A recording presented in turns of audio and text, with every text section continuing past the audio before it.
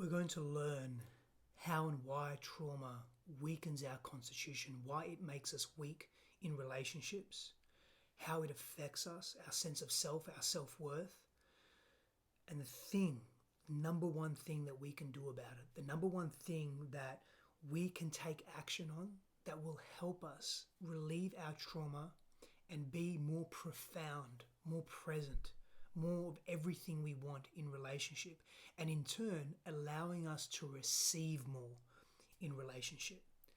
And to do this, I want to speak to three things, three main points: resilience, resourcefulness, and mastery. Trauma affects our ability to be resilient and resourceful, in turn affecting our ability to carry mastery in our lives. Now, I'll explain what that means in a moment, but there are two sides to that coin of mastery. Let me speak to the first. We can't be masterful with who we are and how we navigate our world because we cannot focus. We cannot focus because we are under constant alert. We are under constant alert because we have unresolved trauma. Our sympathetic nervous system is activated. We're in fight or flight. And in worst case scenarios, in scenarios where fight or flight we've moved beyond that, we're in fawn or freeze. The hindbrain, the reptilian brain, or the more archaic aspects of our brain are receiving all of the oxygen, all of the glucose.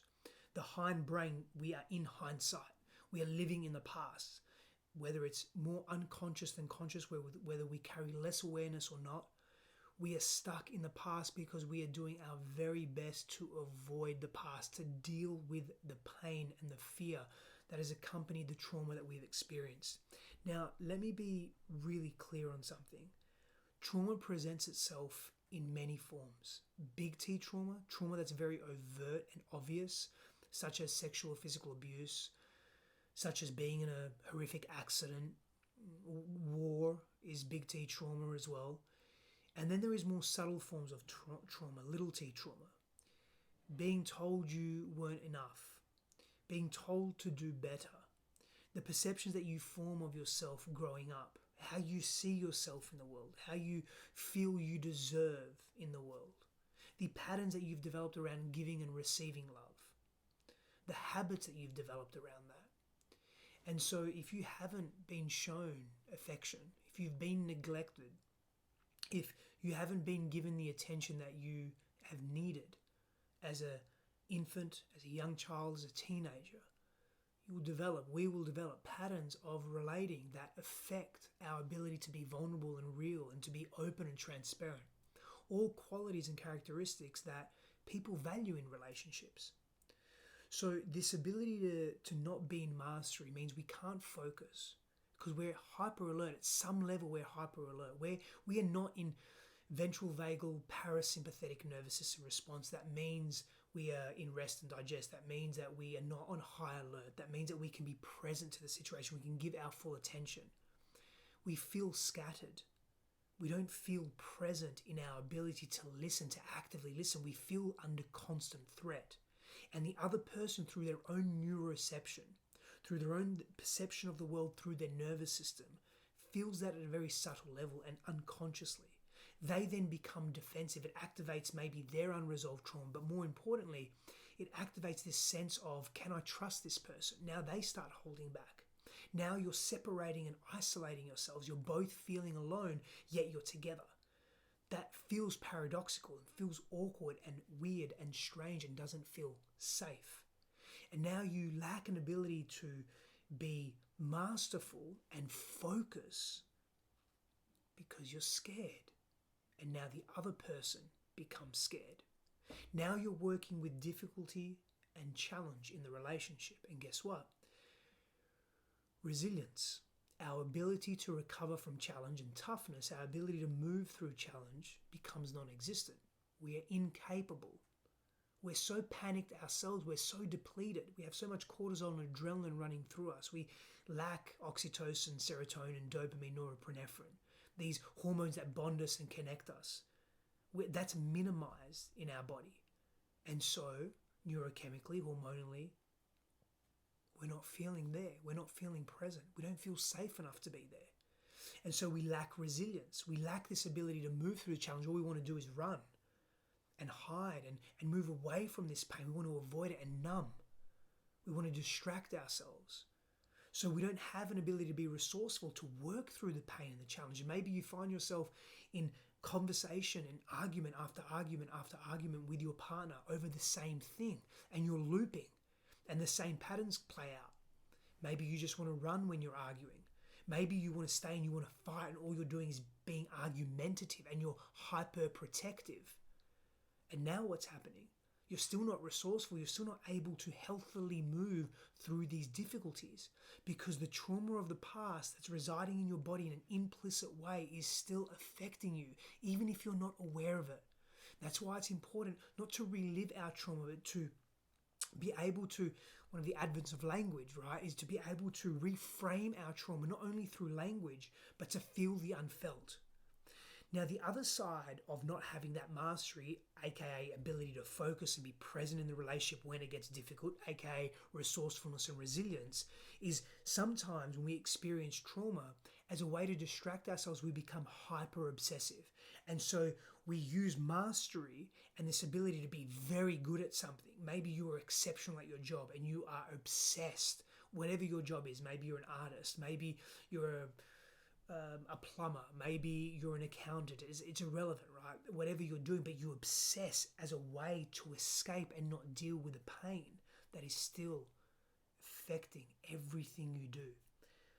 Mastery equals focus, equals discipline, equals trustworthiness, equals consistency, equals safety. When we don't have this, we are unstable. When we are unstable and we lack resourcefulness, and a means to be resilient, to move, to stay in that with your partner, to stay in the challenge with your partner, to not abandon your partner or yourself or the value of the conversation, of the engagement, the interaction. That lack of resourcefulness means stress, panic, reactivity in relationship. And so you loop, and so you loop. Now you're in this need to protect. And what happens when we protect is we shut down other faculties. We shut down higher order and higher level reasoning and creativity. We don't want to remain in the shit with our partner. We don't want to remain in the difficulty and the challenge with our partner. We are scared. We are scared we're going to relive the unresolved trauma of the past, whether we are familiar with it or not. So what happens? We avoid vulnerability. We avoid being truthful and open. We avoid being proactive. Men, it is so important as a man, as a human being, full stop, but as a man in relationship to be proactive with the way you share yourself, with the way that you show up. In my previous relationships, I was so scared of who I was, of being seen, of being rejected, humiliated, abandoned. And I masked that with false bravado. I masked that with aggressiveness, with assertiveness, but it wasn't assertive, it wasn't healthy assertiveness. It was commanding. It was oppressive, it was autocratic. It was my way or the highway, and I was just trying to hide my insecurities. And so I wasn't able to be vulnerable. I wasn't able to be real. I didn't have resilience and resourcefulness when it came to deep intimacy. Deep intimacy triggered old wounds of losing my freedom, of what I thought relationship was, because the examples that I had of relationship were not healthy. My parents were not healthy examples of relationship. I felt like I had and was carrying a feeling of annihilation. Every time I got intimate and close with someone, I had a fear of intimacy.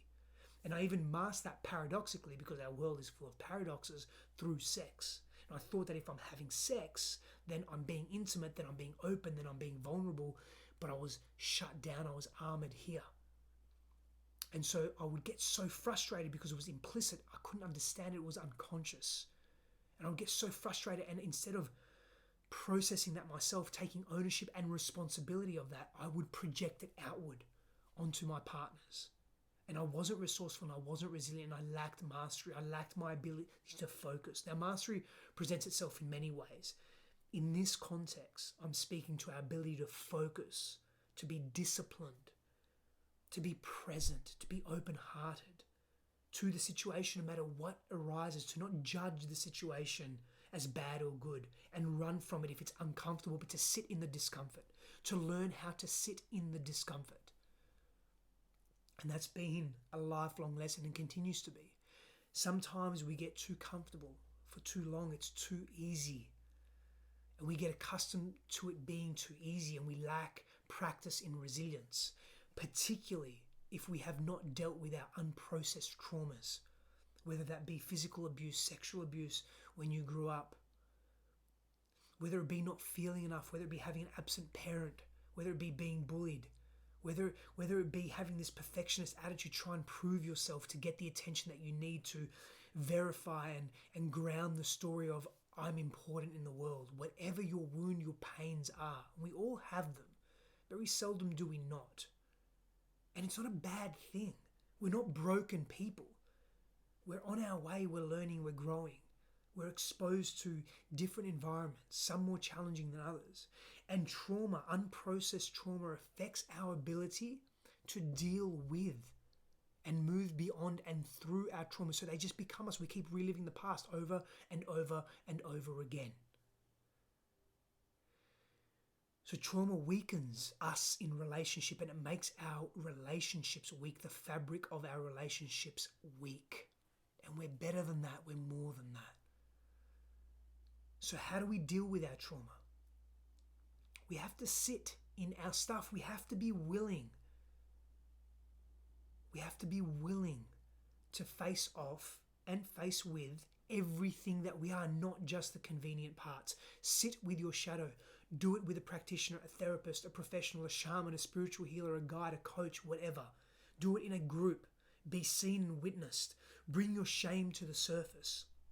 Explore areas of your life that carry uncertainty, unfamiliarity, that carry a sense of I feel weary when I delve into this area of my life. Well, it's telling you something.